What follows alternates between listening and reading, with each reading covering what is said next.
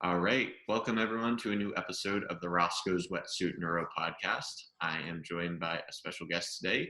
We have Rachel Moore on the show. Rachel is a licensed therapist in San Diego, California.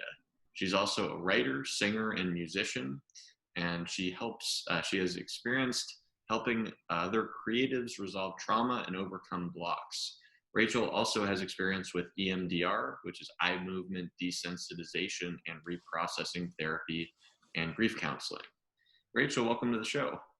Thank you so much. I'm happy to be here. Yeah. So tell me, what was your sort of journey into your role as a licensed marriage and family therapist? Was that something that you knew that you wanted to pursue kind of early on, or how did you kind of stumble into that? Well, actually, my bachelor's degree is in creative writing, and I was a newspaper copy editor for 14 years before I decided to make a switch into therapy. There were many reasons why I did that, but I think it's safe to say that I either was going to be a writer, a musician, or maybe a therapist. So I've done the writing part and the therapy part as jobs, and music I just do for fun now. So yeah, that's the short story of how I got here. Okay. And then why? Tell me about I guess EMDR is something that has been discussed in previous episodes, so my audience is probably a bit familiar with it. But Sure. why focus on that modality specifically? Like what intrigued you about EMDR? I like a couple of things about it. One is that I like that it is somewhat structured. I mean, even the other day, I was talking with a client. All of my sessions are online right now because we're still in the middle of the pandemic, and and not much is going on in our lives, like anybody's lives, really. That's very different from like the day before, or the week before, or the month before. And I was talking with a client, and they kind of updated me on their life within the first 10 minutes. And I had this thought in my mind, like, wow, I'm so glad that I have EMDR, because if I didn't, I'm not quite sure what we would have to talk about or to do now. So it's really been cool to be able to kind of have the time now to use EMDR to really drill down into some past traumas with folks and help them resolve them. So the one thing I do like about it, like I said, is the structured element of it. It gives us a target. It gives us feedback. Part of the process of doing EMDR is to ask, for example, 0 to 10, how distressing is this memory to you now? And I can literally watch, the numbers go up and down or stay the same. And I then from there, I'll know what to do next. And just for me, it just helps. I kind of tend to be a creative person naturally, and my brain goes all different ways and associations kind of naturally. So it's good for me to be able to kind of hone in and focus on that. So I like it. And then just the fact that it works, that is really important to me. I love the fact that I can offer something to people, and if it's appropriate for them to participate in EMDR, I can help them and it works. And I really appreciate that, because I think sometimes with traditional talk therapy, and I've experienced this as a client sometimes too, I really don't know if it's working, and I don't know how to tell if it's working. I might have some vague idea, but I really don't know. That's just my experience. So like I said, I like that it's measurable, and I like that it works.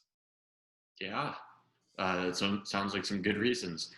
So what are the specific like types of memories? Can you give me like some examples of like memories that clients would come in and sort of want to work on, and then can you sort of take me through the process of, because I think a lot of people like have misconceptions, and this has been discussed numerous times on the show in the past, like in terms of like hypnosis, where people think that it's going to just extinguish the memory like altogether, but in reality, it's like basically where you're sort of just the emotions that are attached to the memory sort of dissipate, from my understanding. Yeah. There's actually that's a great question. First of all, let me address too. You touched on it a bit. Hypnosis and EMDR are very different. One of them being that in EMDR, you, the client, are conscious the whole time, and you're in charge the whole time. So there's no like going into a different state of consciousness. The other thing that's different, as you mentioned too, is that I don't know much about hypnosis. I don't know if it erases memories. I don't know what goes on there.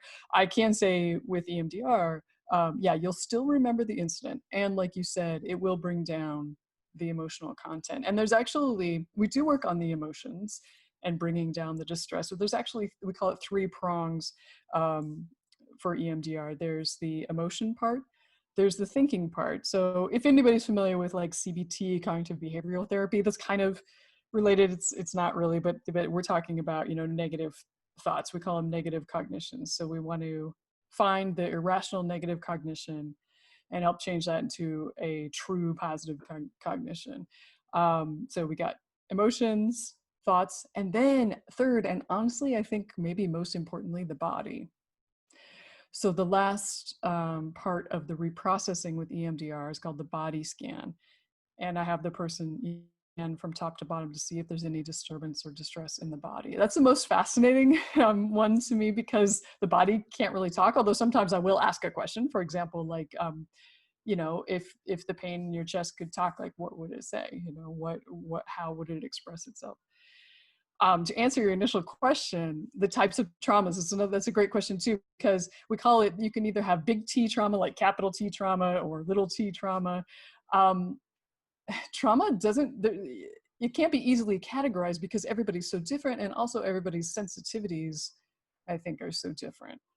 So if you're somebody like me, like I can get traumatized by maybe things that other people like wouldn't even, you know, I don't like scary movies, for example. And if I see an image, that my image might stay with me for a long time, whereas somebody else might not even notice it. The other important thing I think about trauma is that sometimes it's not so much what happens. It's not so much like what we would call the trauma. Like, let's say a big trauma, like a car crash or something like that. It's not so much what happens sometimes. Sometimes it's what happens afterward. And I think personally, I think especially for children, because I think as children, often we feel very much out of control of a lot of aspects of our own lives.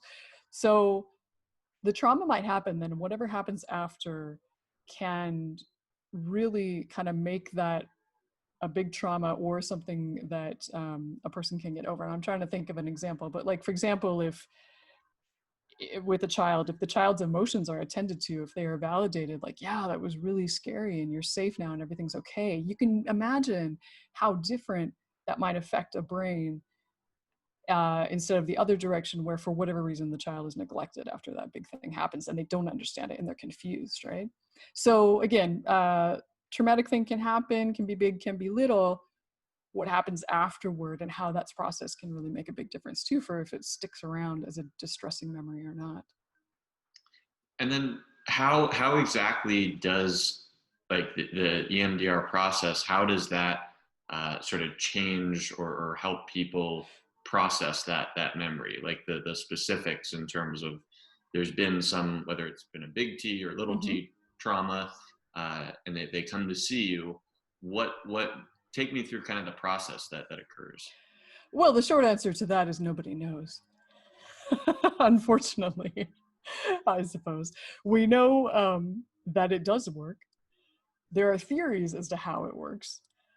A couple of those theories, one of them being that when we're sleeping and REM sleep happens, so the eyes move back and forth, that bilateral stimulation is what we call it.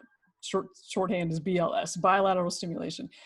The theory is that when we're sleeping and that happens, that's when the brain is sort of putting memories away and adaptively, and so we can be healthy. Another theory that I've heard recently, and there's probably other theories too that I don't know about. Another theory I've heard recently too is that when you are working the long-term memory and distress around a long-term memory, so we do that, you know, we ask about a few things about the memory. Did never have to go into details. I like that about EMDR too. Like, I don't need to know the details of what happened to you. It's important, you know, what's important is that you know what happened to you, right? So when you're working the long-term memory, when you're using the long-term memory and the working memory at the same time, working memory, you know, being the eye movements or the tapping or whatever other sort of bilateral stimulation, when you use those at the same time, one of them has to win.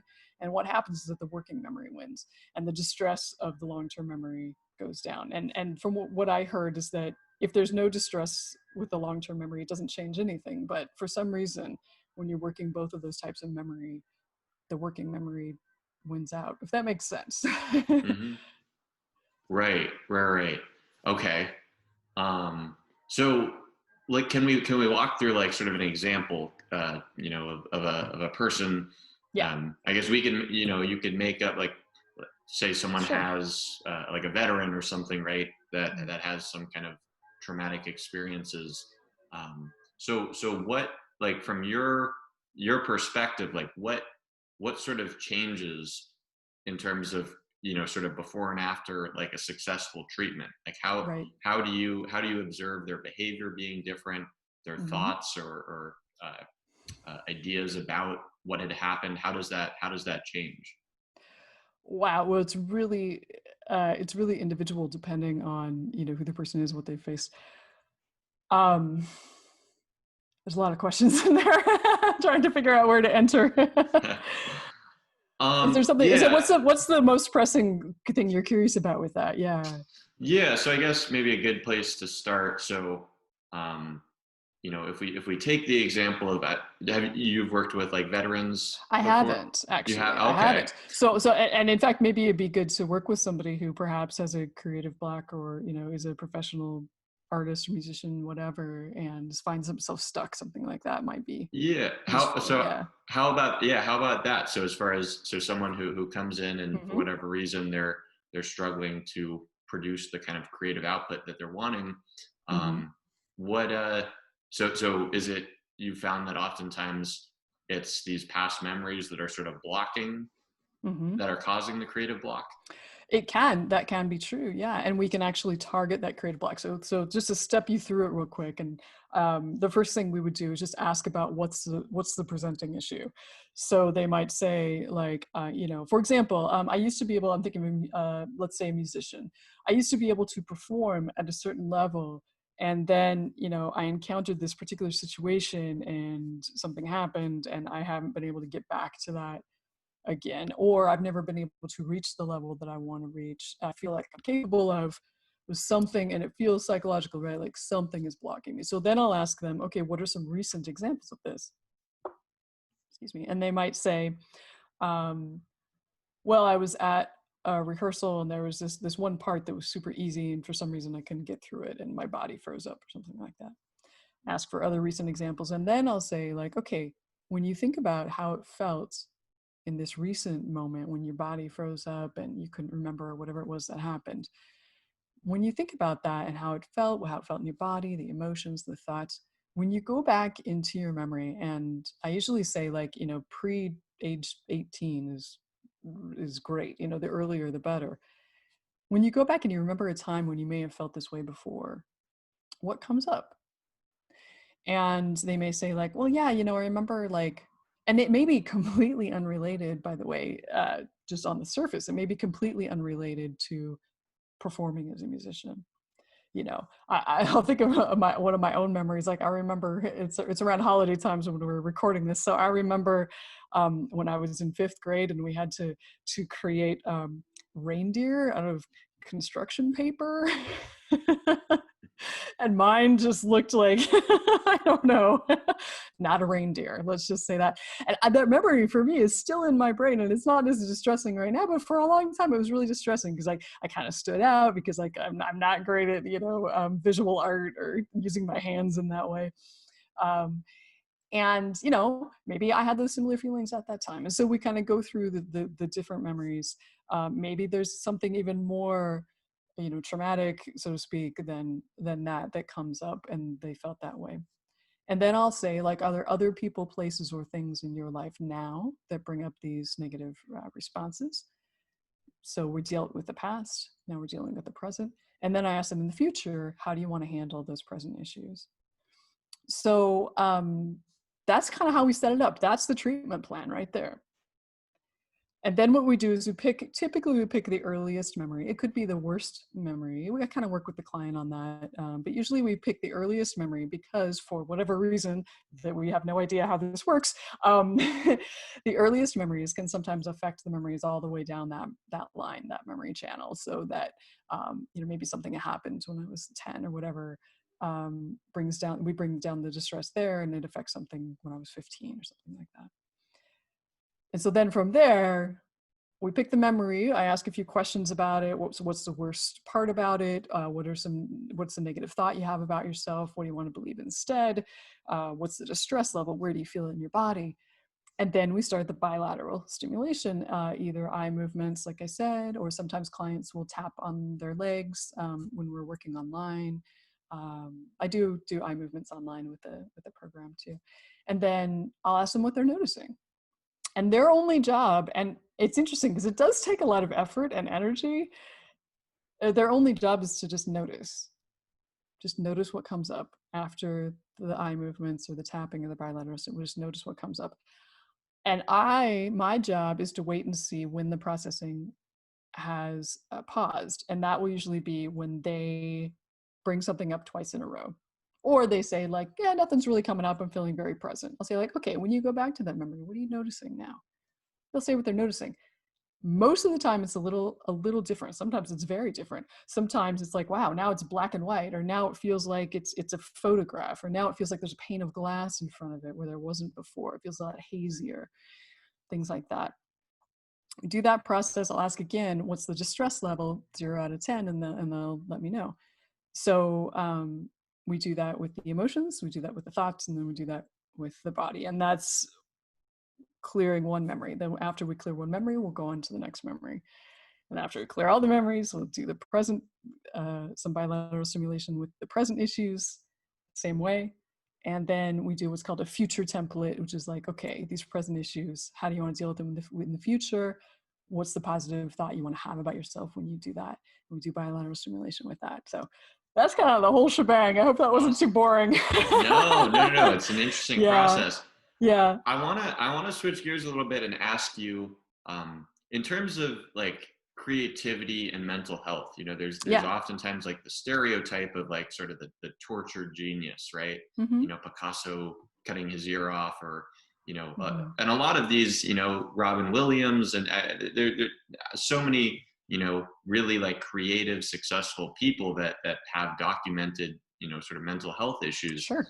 Is that something like what's your opinion on that, as far as like, do you think that that people who are more predisposed to depression or bipolar like tend to be more creative, or is that connection not really that clear?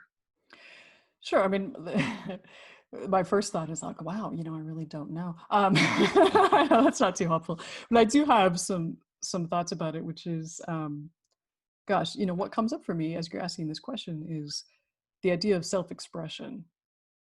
What also comes up for me is the idea, God, someone said this so great to me the other day, and I can't remember who it was, but they said, you know, in our culture, we tell people like, you know, don't waste your time doing art or music or painting or whatever. It's never going to make you any money, yada, yada, yada. We tell people that.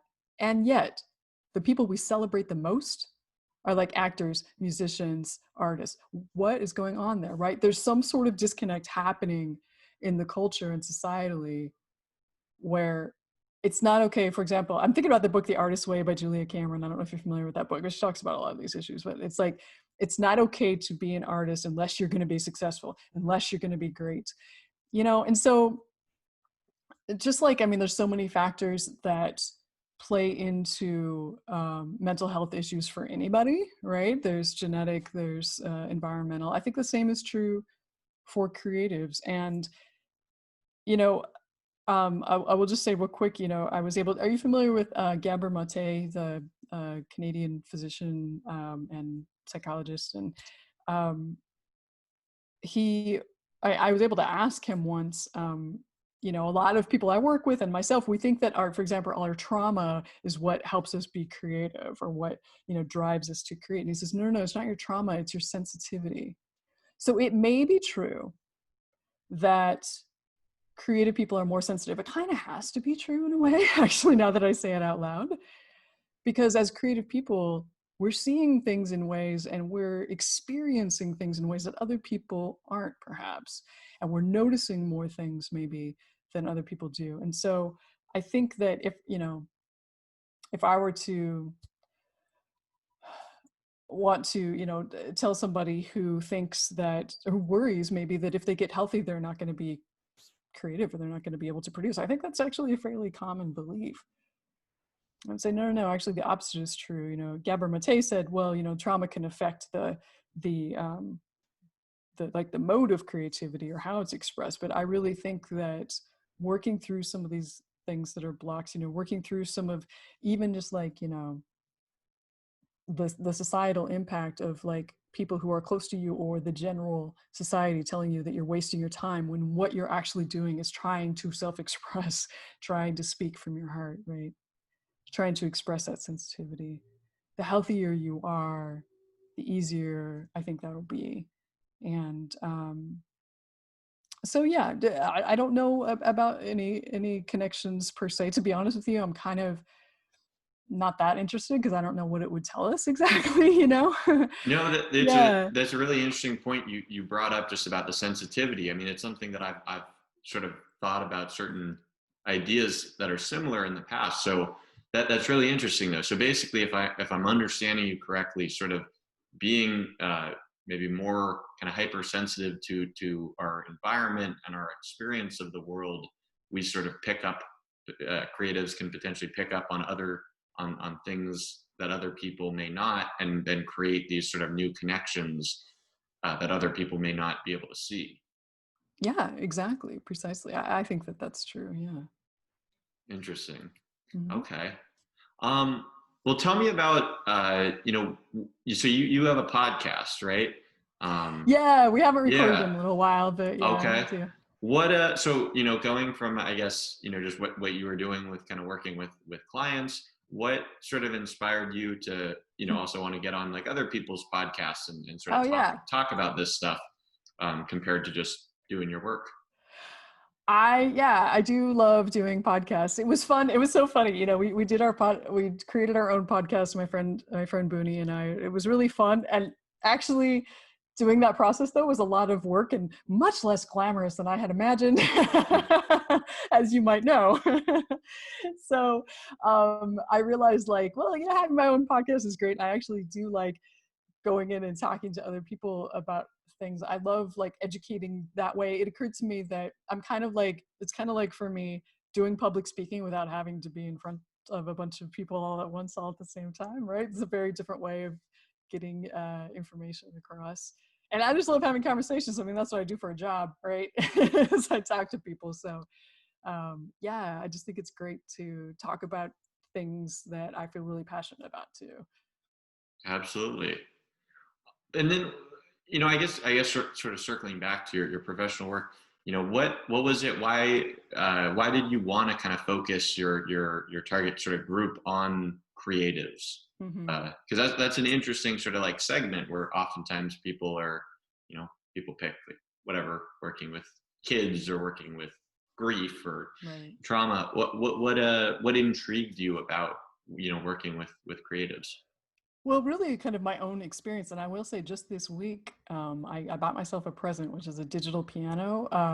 And it's been so much fun because because I live in San Diego, we live in a condo. It's like kind of hard to like haul a actual piano around with me. So, uh, and the reason I mentioned that is because I remember being in a therapy session as a client and there was nothing wrong with my therapist, you know, it was fine, but when I was trying to explain to her, this kind of speaks to the sensitivity piece again too, right? I was trying to explain to her that I had gone to a friend's house and sat at her piano, and I played piano since I was 7, so this is something that's really, and it really speaks to me. It really is a part of my soul and my heart. And I told her, I was like, wow, you know, my friend got this digital piano. I'd never really played one. I sat down and it felt just like playing a real piano, you know, and I'm saying it like this, and she's like, oh, is that a thing or is that a, right? She didn't understand the importance of what that meant to me and how cool it was that I could have this experience and not, you know, spend thousands of dollars or whatever it was. And I don't know, I think like at that point in particular and other points, I realized like, wow, it was just save a lot of time for one thing. And it would be nice, like if I were a client, it would be really great to talk to somebody who totally understood off the bat why art is important to me, why music's important to me, you know, whatever. They don't have to understand everything about it. Like I work with like, for example, actors and dancers, and I don't really know a lot about that realm, but it doesn't matter because I get the general idea that these things are important to them in a way, to be totally honest with you, sometimes they're like life and death important. Sometimes art is a matter of life and death. And self-expression. I think that speaks to what we were, some of the examples that you mentioned before, yeah, I just like, wow, that would be cool. Why don't I be that person? Yeah, why not? Well, awesome, Rachel. I really enjoyed, having you on the show today, having this discussion. If people want to find out like more about your work and more about your podcast, where would you direct them to? Sure, thanks. You can go to my website at rachelmoorecounseling.com, rachelmoorecounseling.com, and it's spelled all kind of like as you would imagine it, standard spelling. And yeah, if you want to check out my podcast, we do have some episodes in the archive under Sparkles Podcast is what we called it. You can look that up as well and kind of hear some of our fun discussions. Awesome.